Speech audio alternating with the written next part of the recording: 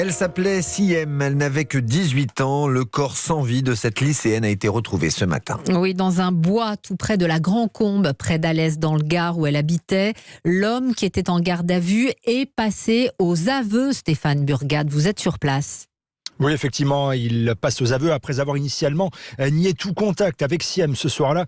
Il craque en fait au moment d'aborder sa toute dernière nuit de garde à vue et il indique alors à ce moment-là où se trouve le corps de la jeune femme dans cette zone finalement très proche du lieu de sa disparition, nous explique Cécile Jansac, écoutez la procureure de Nîmes. Le corps de la jeune Siem a été retrouvé cette nuit aux alentours de 1h du matin dans un chemin de campagne près de la Grand-Combe.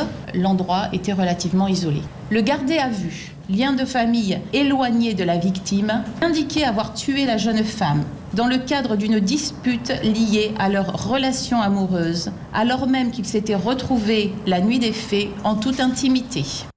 Siem, qui est décrite comme une jeune lycéenne discrète, sérieuse, était très appréciée ici. On le ressent dans ces villages au pied des Cévennes où les habitants, comme Sohani, témoignent d'un profond sentiment de révolte ce soir.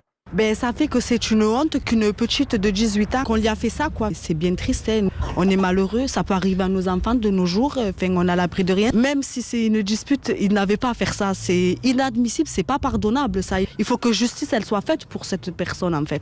Et que sait-on du profil du suspect, Stéphane ?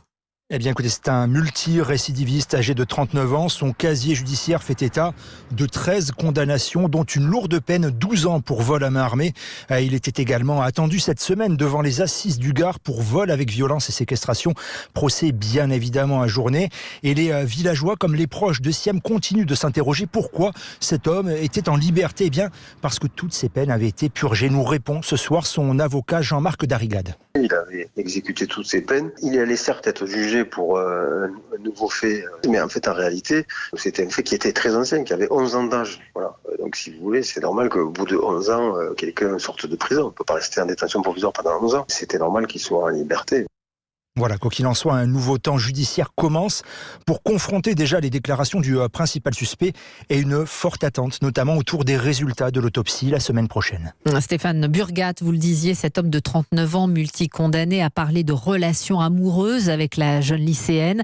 Une affirmation que dément l'avocat de la famille, Maître Batik. Personne n'avait connaissance de cette relation hypothétique. Siem n'est plus là pour la confirmer et pour l'instant, ça n'est que la version de la personne mise en examen, mise en cause.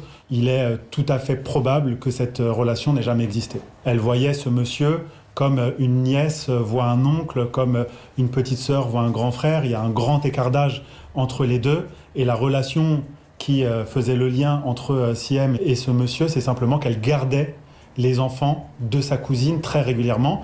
Sa cousine, qui est donc l'ex-femme de cet individu. L'avocat de la famille de Siem au micro européen de Thibaut Hu.